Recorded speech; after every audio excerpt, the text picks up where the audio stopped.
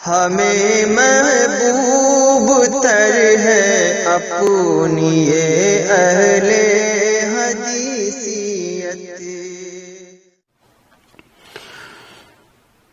مفتی طارق مسعود صاحب گزشتہ دنوں علی مرزا سے مخاطب ہوتے ہوئے اس بات کا ذکر کرتے ہیں کہ حرم میں کبھی 4 مصلے تھے۔ علی مرزا کی بات کا جواب دیتے ہوئے پھر وہ یہاں کہتے ہیں کہ میں ایک سوال پوچھتا ہوں ان حضرات سے کہ 400 سال تک حرم میں اہل السنہ والجماع کو نمائندگی ملی، چاروں مسلکوں کو، یعنی حنفیوں کو، شافیوں کو، مالکیوں کو، حنبلیوں کو، تو اس وقت آپ کہاں تھے؟ پھر اس سے نتیجہ نکالتے ہوئے وہ یہ بھی کہتے ہیں کہ آپ کا وجود ہی نہیں تھا 400 سال تک۔ اگر آپ کا وجود ہوتا تو آپ کوئی احتجاج کرتے، جیسے کہ شیعوں نے کیا، تاریخ میں موجود ہے، لیکن آپ کا کوئی احتجاج نہیں ہے۔ تو طارق مسعود صاحب اس سے یہ نتیجہ نکالتے ہیں کہ اس کا مطلب یہ ہوا کہ آپ جو ہیں وہ بالکل نئی چیز ہیں، آپ کا وجود بالکل بات کی چیز ہے۔ انہوں نے ایک بات کی ہے کہ حرم میں 400 سال تک 4 مصلے رہے ہیں، حنفی، مالکی، شافعی، حنبلی۔ 4 قسم کے ائمہ ہوتے تھے جو نمازیں پڑھاتے تھے، حنفی، مالکی، شافعی، حنبلی۔ تو دیکھو یہ اجماع تھا، اب غلط چیز پر اجماع ہو گیا، اور پھر اللہ کا شکر ہے اب یوٹیوب کا دور ہے تو یہ ختم ہو گیا۔ ایک سوال میں پوچھتا ہوں ان حضرات سے کہ 400 سال تک حرم میں اہل سنت والجماعت کو نمائندگی ملی ہے، چاروں مسلک کو، حنفیوں کو بھی، مالکیوں کو بھی، شافیوں کو بھی، حنبلیوں کو بھی۔ آپ کہاں تھے اس وقت؟ نہیں یاری بات میرا خیال ہے آپ کا وجود ہی نہیں تھا، تبھی آپ کو نمائندگی نہ ملی، نہ آپ نے 400 سال کو یہ احتجاج کیا کہ ہم بھی تو ہیں۔ شیعہ حضرات نے احتجاج کیا تاریخی کتابوں میں، انہوں نے کہا 5واں ہمارا بھی ہونا چاہیے، مگر ان کو نئی نمائندگی ملی۔ اس کا مطلب ہے آپ پیدا ہی بعد میں ہوئے ہو۔ سمجھ میں آ رہی ہے بات؟ یہ تو آپ نے خود اعتراف کر لیا کہ ہم تھے ہی نہیں اس وقت۔ حالانکہ مفتی طارق مسعود صاحب خود جو ہے علی مرزا صاحب سے اس بات کا شکوہ کر رہے ہیں کہ میری گفتگو اہل حدیث علماء کے ساتھ تھی، میں اہل حدیث سے بات کر رہا تھا تو علی مرزا درمیان میں کود پڑا۔ میں نے تو بڑے آرام سے علماء سے، اور اس سے کیا بھی نہیں تھا، میں نے تو اہل حدیث علماء سے کیا تھا، اس کو خام خامے جواب دینے کی پتہ نہیں کیا ضرورت تھی۔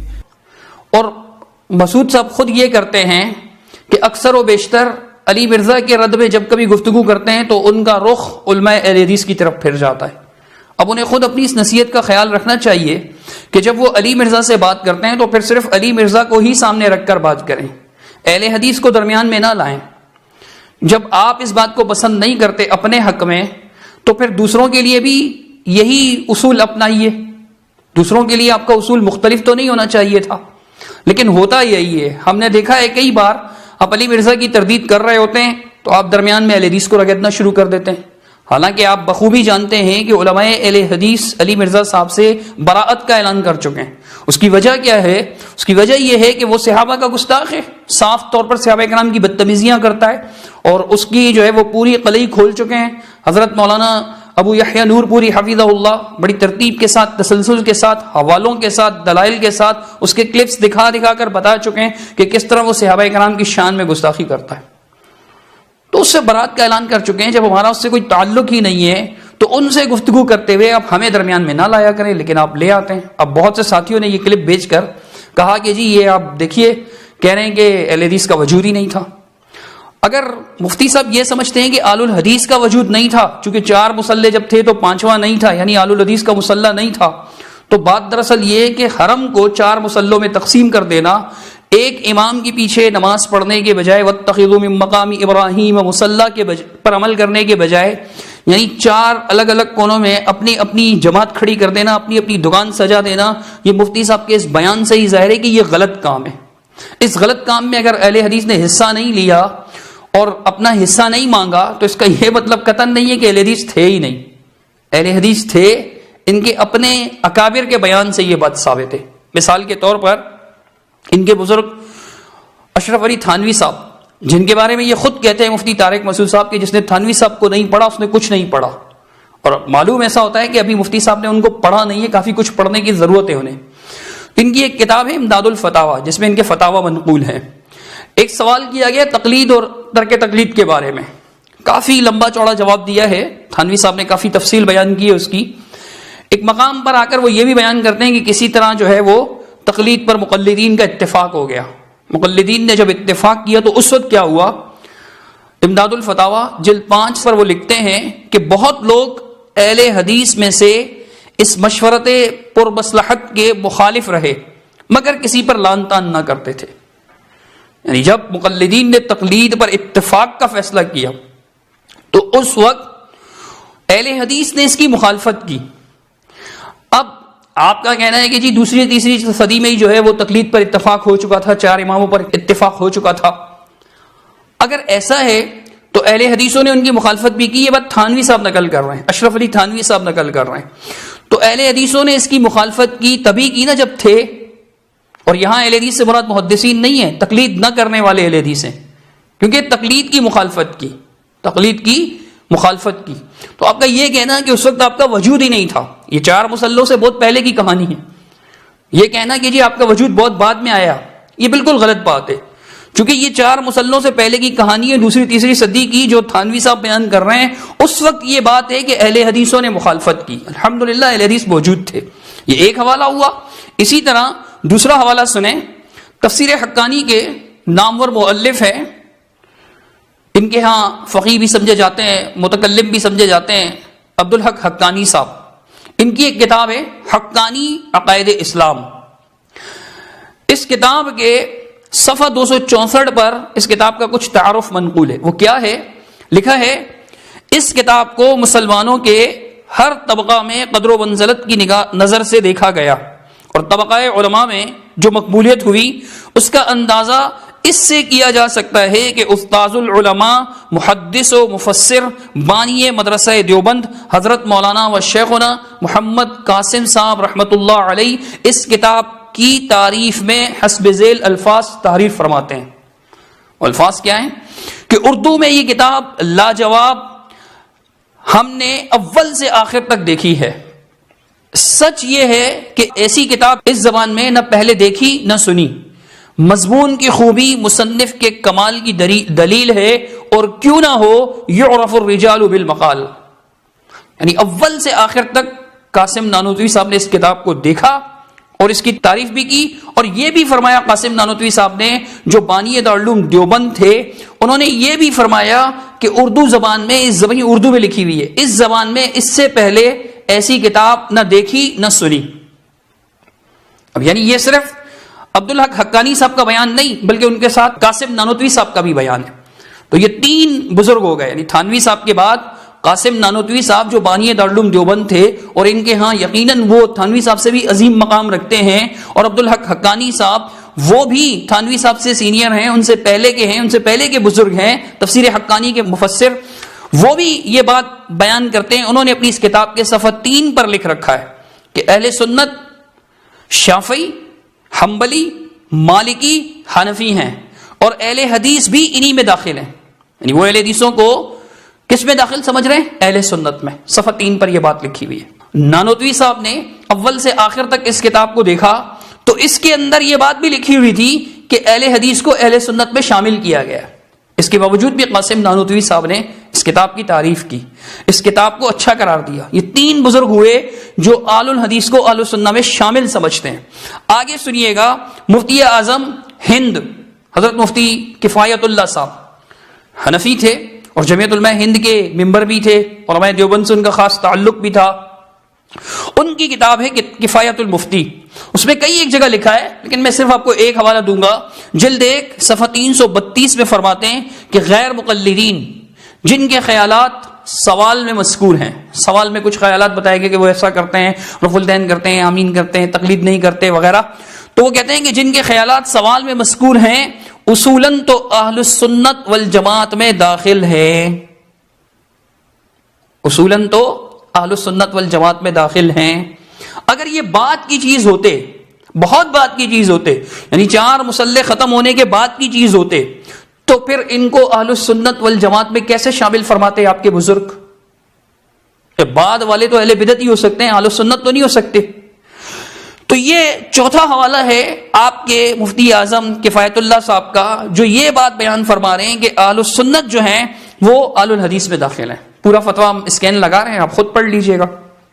آگے 5واں حوالہ ان کے ایک اور بزرگ جو شیخ القرآن کہلائے جاتے ہیں اور امام الاولیاء بھی ان کو کہا جاتا ہے، احمد علی لاہوری صاحب، ان کی ملفوظات پر مبنی ایک کتاب شائع ہوئی، ملفوظات طیبات، اس کے صفحہ 115 پر لکھتے ہیں کہ میں قادری اور حنفی ہوں، اور اہل حدیث نہ قادری ہیں نہ حنفی، مگر وہ ہماری مسجد میں 40 سال سے نماز پڑھ رہے ہیں اور میں ان کو حق سمجھتا ہوں، اگر اہل حدیث کوئی نیا فرقہ ہوتا، بالکل بعد میں وجود میں آنے والا ہوتا، تو پھر وہ حق پر نہ ہوتے، لیکن احمد علی لاہوری صاحب کہہ رہے ہیں کہ میں حنفی اور قادری ہوں، میں اہل حدیث تو نہیں ہوں، لیکن میں اہل حدیث کو حق پر سمجھتا ہوں، حالانکہ نہ وہ قادری ہیں نہ وہ حنفی ہیں، اس کے باوجود میں ان کو حق پر سمجھتا ہوں۔ نیا فرقہ حق پر ہو سکتا ہے؟ نہیں، اہل سنت والجماعت میں داخل ہے۔ اور چھٹا اور آخری حوالہ آپ کو دیں گے، نصف درجن پورے ہو جائیں گے اس حوالے کے ساتھ ہی، جن کے محراب و ممبر کو آج کل مفتی طارق مسعود صاحب رونق بخشے ہوئے ہیں، اور وہ ہیں ان کے استاذ جنہیں ان کے ہاں فقیہ العصر کہا جاتا ہے اور مفتی اعظم بھی لکھا جاتا ہے، رشید احمد لدھیانوی صاحب۔ ان کا احسن الفتاوی کئی جلدوں پر مشتمل ہے، اس کے جلد نمبر 1 صفحہ 316 پر وہ لکھتے ہیں کہ تقریباً 2ری-3ری صدی ہجری میں اہل حق میں فروعی اور جزئی مسائل حل کرنے میں اختلاف انظار کے پیش نظر 5 مکاتب فکر قائم ہو گئے، یعنی جزئی مسائل کے حل کرنے میں اہل حق کے ہاں، اہل باطل کے ہاں نہیں، اہل حق کے ہاں اختلاف اندار یعنی مختلف نظریات ہونے کی وجہ سے 5 مکتب فکر قائم ہو گئے۔ 5واں مکتبہ فکر انہوں نے شیعہ کو نہیں قرار دیا، کیا لکھا ہے سن لیجئے، کہتے ہیں یعنی مذاہب اربع اور اہل حدیث، مذاہب اربع اور اہل حدیث۔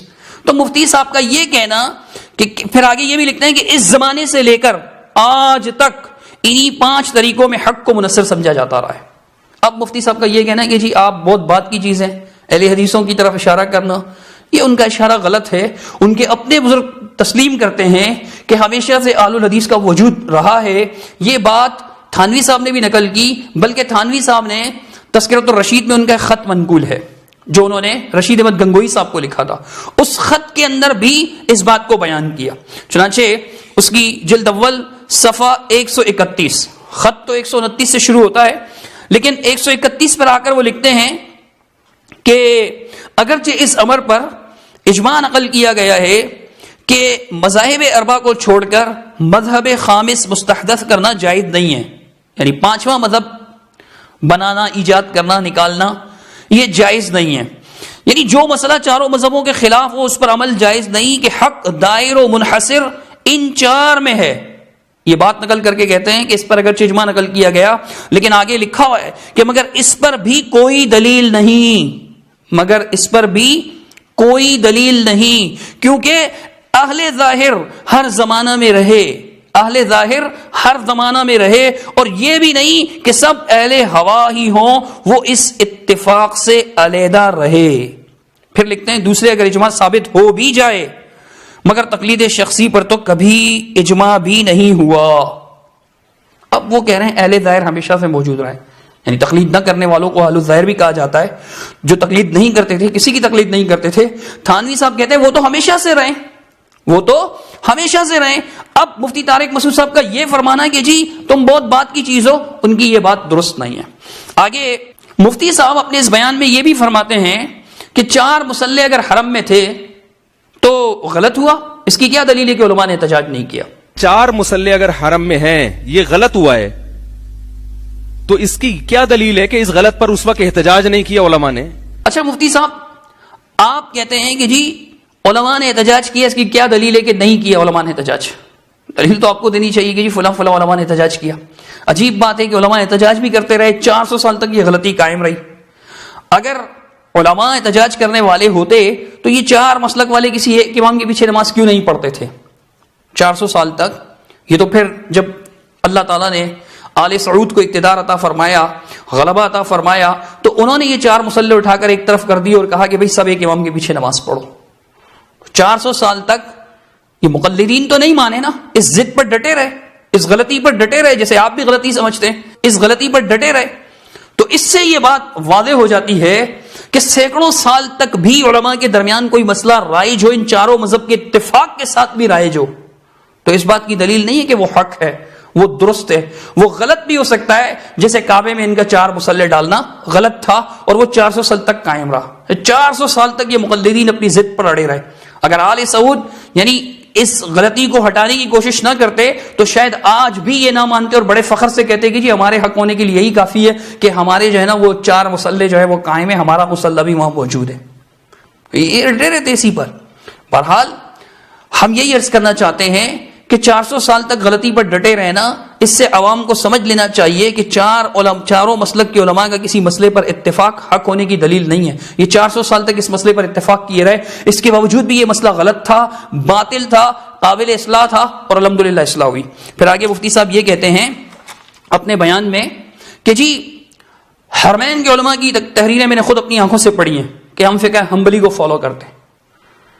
تو ہم ان سے یہ عرض کریں گے کہ تحریریں تو ہم نے بھی کافی پڑھی ہیں، لیکن آج آپ کو سابق مفتی اعظم سعودیہ عربیہ کا بیان سناتے ہیں کہ جو ارض حرمین کے مفتی اعظم تھے، آج تک ان کے فتاوا یعنی ان کی ریکارڈنگز بھی موجود ہیں، بیان بھی ہوتے ہیں، لکھے بھی جاتے ہیں، آج تک ان کے فتاوا الحمدللہ رائج ہیں.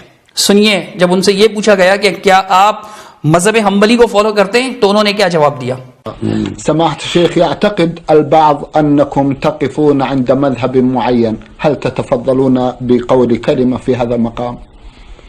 الفتاوى الصادرة مني لا أقف فيها ولا أعتمد فيها على مذهب أحد، لا أحمد ولا غيره، إنما عمدتنا في ذلك تحري ما قاله الله ورسوله، سواء كان في مذهب أحمد أو مذهب الشافعي أو مالك أو أبي حنيفة أو الظاهرية أو بعض السلف المتقدمين.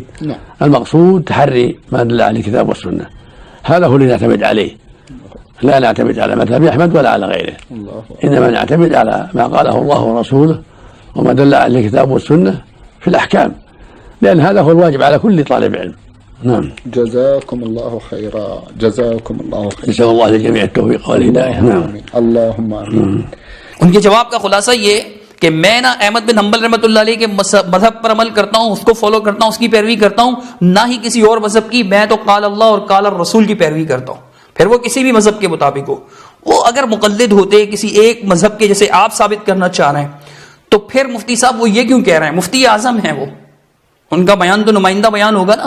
انہوں نے یہ بیان دیا، انہوں نے یہ جواب دیا. ہمیں محبوب تر ہے اپنی اہل حدیثیت کہ ہم اسلاف کے منہج سے مکاری نہیں کرتے، کہ ہم اسلاف کے منہج سے مکاری نہیں